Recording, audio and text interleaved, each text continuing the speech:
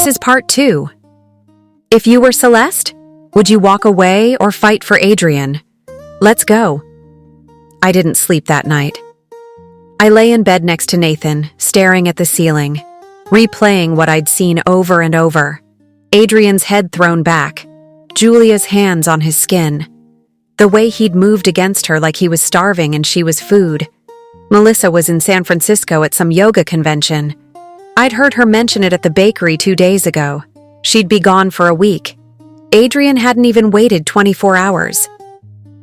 At 3 a.m., I got up and went to my workshop. I pulled out Marcus's journal, the one I'd saved from Diane's fire. I'd been reading it in secret for weeks now, learning about a love so deep it survived even death. Marcus had written about the small things. The way Diane made him laugh when he was stressed. How she'd learned all his favorite meals and cooked them without being asked. The night she'd stayed up with him in the hospital when his mother died, just holding his hand in the dark. Love isn't about excitement, he'd written on one of the last pages. It's about showing up every single day, even when it's boring. Especially when it's boring. Diane loves me by being present. That's everything. I closed the journal and pressed my palms against my eyes. Adrian didn't know what real love was. He was making the same mistake as Emma Bovary in the book, chasing passion, thinking excitement was the same as love, not seeing that he was destroying something good. Someone needed to save him from himself. Someone needed to save him from Julia. The next morning, I opened the bakery like always, made the bread like always, smiled at customers like always. But inside, I was planning. Adrian came in around 10 a.m., his hair still damp from the shower. He wore a loose button-down and jeans, and there was something different about him. He glowed. He looked alive in a way I'd never seen before. Julia had done that to him. "Good morning, Celeste." His voice was cheerful, light. "Can I get 2 croissants and a baguette?" "Sure." I wrapped them slowly, trying to find the right words. "How's Melissa? Still in San Francisco?" "Yeah, she'll be back Friday." He didn't sound sad about it. "Must be lonely in that big house all by yourself." Adrian's cheeks turned pink.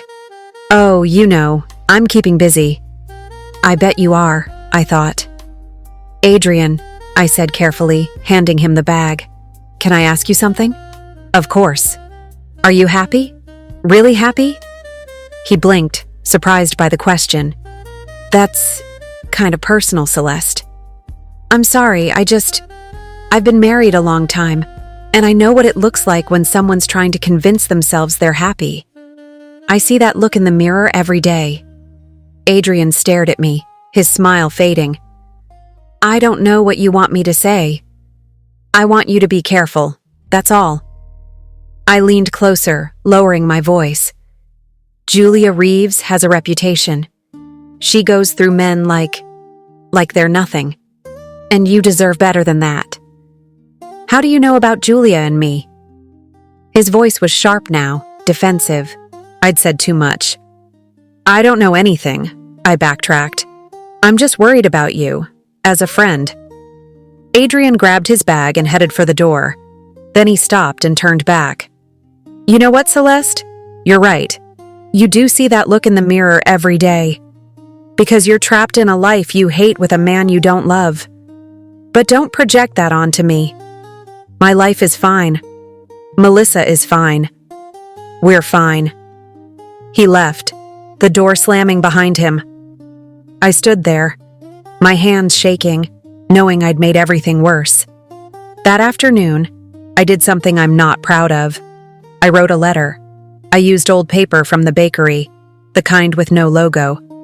I changed my handwriting, making it look rushed and emotional. And I wrote words that would end Adrian's affair before it destroyed his marriage. "Adrian, I can't do this anymore. My family found out about us and they're furious. My father is threatening to cut me off completely if I don't end things. I know I said I had feelings for you, but I can't lose everything for this. You're sweet and attractive, but you have a wife. Maybe it's time we both remembered that. I'm sorry. Please don't try to contact me." Julia. I didn't sign it, but I made sure it looked like something Julia would write. Impulsive, self-centered, blaming everyone else. That night, after Nathan went to bed, I walked to Adrian's house. His car was in the driveway. The lights were on upstairs. I slipped the letter into his mailbox and walked away quickly, my heart pounding so hard I thought I might pass out.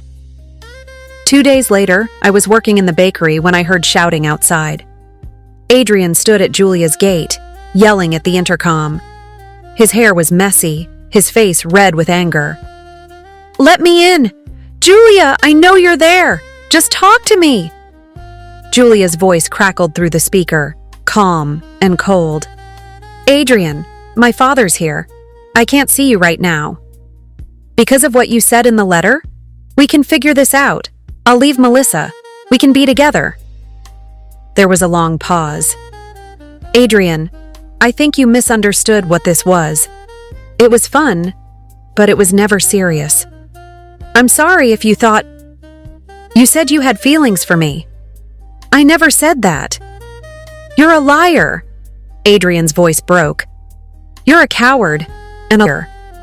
He leaned against the gate, his shoulders shaking. I wanted to go to him.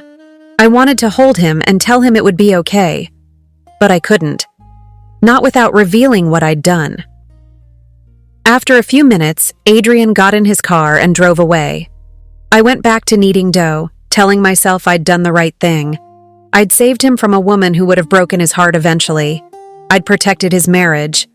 But I didn't feel like a hero. I felt like a monster. Adrian didn't come to the bakery for a week. When he finally appeared, he looked like a ghost.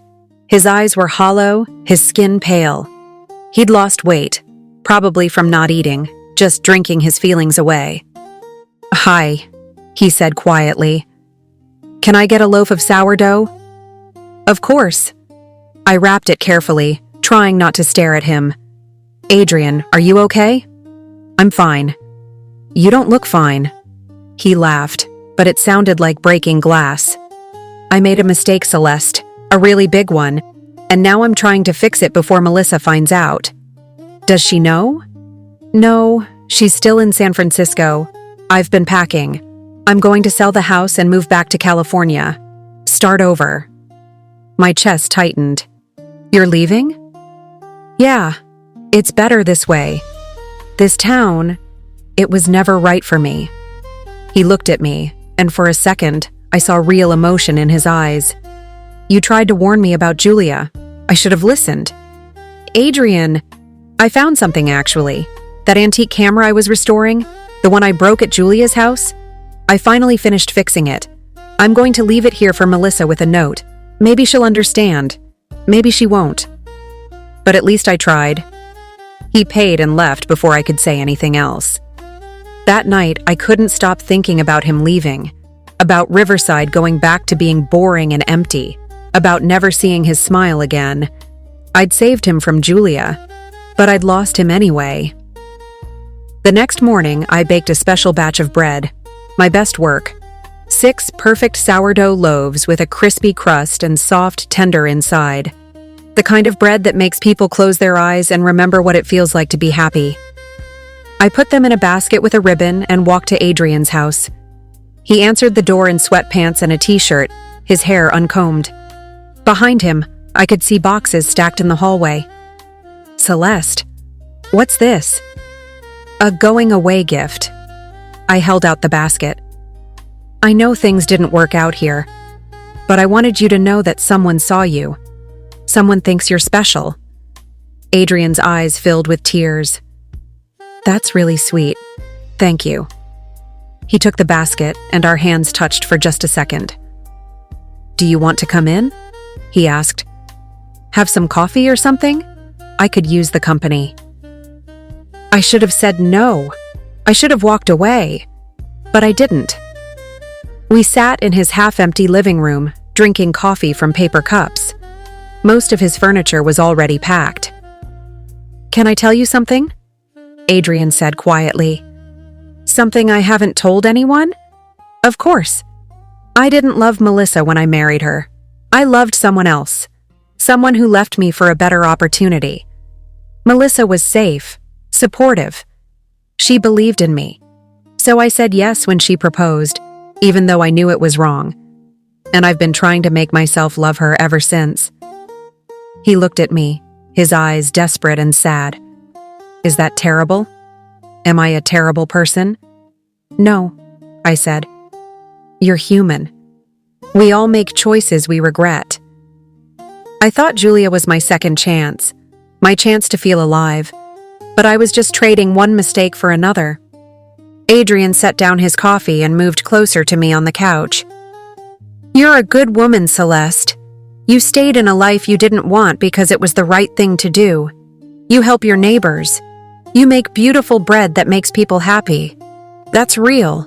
That matters. He was so close I could smell his shampoo. Adrian, I whispered, you should stop. Why? Because I've been in love with you since the day you moved here. And if you don't stop, I'm going to do something we'll both regret. Adrian looked at me for a long moment. Then he leaned in and kissed me. It was soft and sad and tasted like coffee and regret. When he pulled back, he was crying. I'm sorry, he said.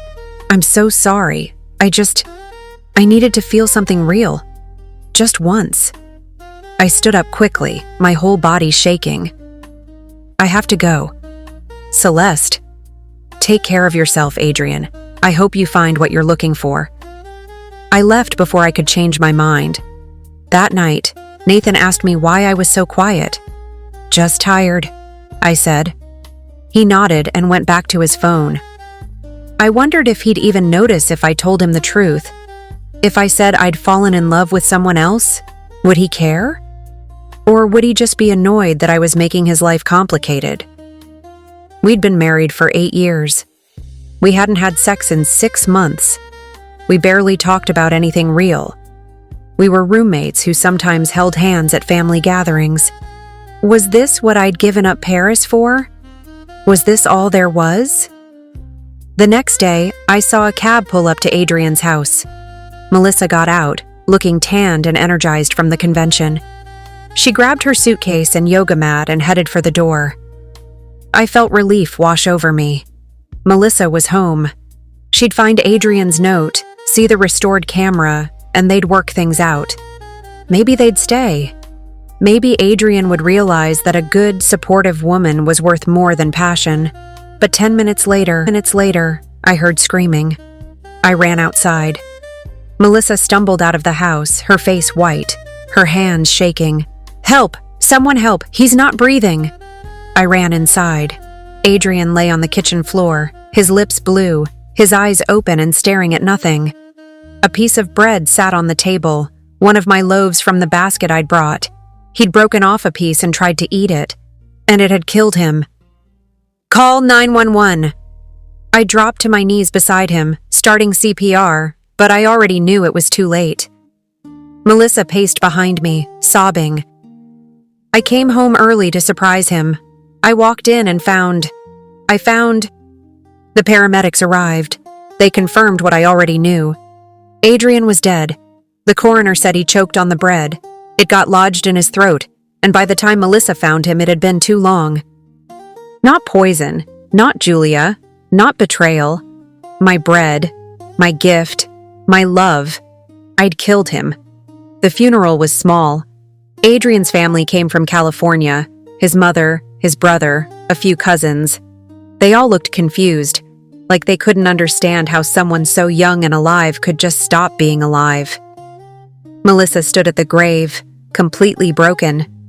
She kept apologizing to his headstone. I should have been home, she said. I should have helped him. But I walked in and I saw her there. That woman, Simone, his ex. They were... And I got angry. I yelled instead of helping. I let him die because I was hurt. I wanted to tell her it wasn't her fault, but I couldn't speak. My throat was closed up with guilt. As people started leaving, I saw someone standing under a tree in the distance. Julia. She looked sad, but not destroyed. Just sad the way you get when something pretty breaks. She'd come to say goodbye to the man she'd used and thrown away. I hated her, but I hated myself more. After the funeral, Melissa came to see me. "I need to tell you something," she said, sitting in my bakery after hours. "Adrian kept a journal. I found it when I was packing his things." My blood went cold. "He wrote about you, about how kind you were, how you made him feel seen when I was too busy with my career to notice him." Melissa's voice cracked. "He also wrote about Julia, about the affair, about the letter that ended it."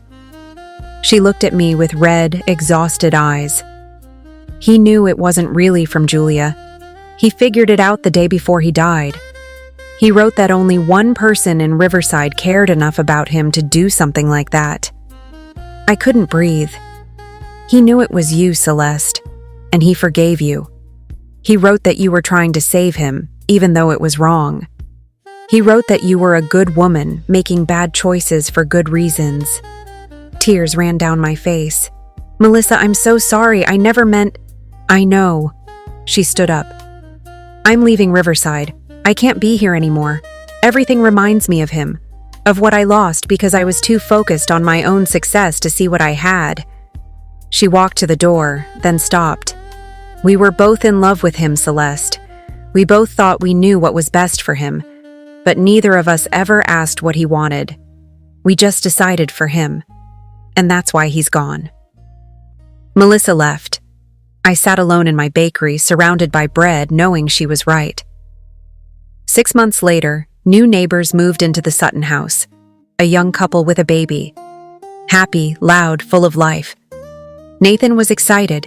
He made them a casserole and insisted I come with him to welcome them.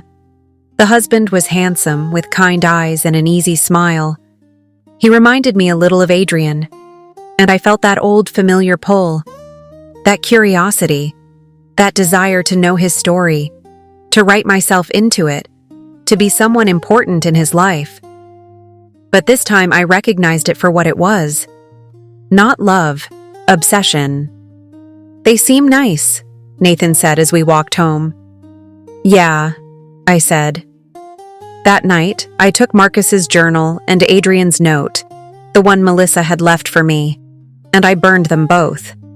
I watched the paper curl and blacken, taking their words with them into smoke and ash. Then I went inside and found Nathan reading in bed. "Can we talk?" I asked. He looked up, surprised. "About what?" "About us. About whether this is enough. About whether we're happy or just comfortable." Nathan closed his book slowly. "That's a big conversation, Celeste." "I know, but I think it's time we had it." He nodded. "Okay, let's talk." And for the first time in 6 years, we did. We talked about Paris and dreams I'd given up. We talked about the distance between us and whether it could be closed. We talked about whether love was enough or if you needed to like the person too. We didn't fix everything that night, but we started. Because Adrian was right about one thing. Real love isn't about passion or drama or grand gestures. It's about showing up, being honest, doing the hard work even when it hurts. And I'd spent 6 years running from that truth. Adrian died because I tried to write his story instead of letting him write his own. I wouldn't make that mistake again. Not with Nathan, not with anyone. Some stories don't need a hero. Some stories just need to be left alone. If this story hit you hard, hit that like button and subscribe for more stories that will make you feel everything. Drop a comment below telling me where you're watching from and whether you think Celeste was trying to help or just being selfish. Sometimes the people who hurt us the most are the ones who think they're saving us. Thanks for watching. See you in the next one.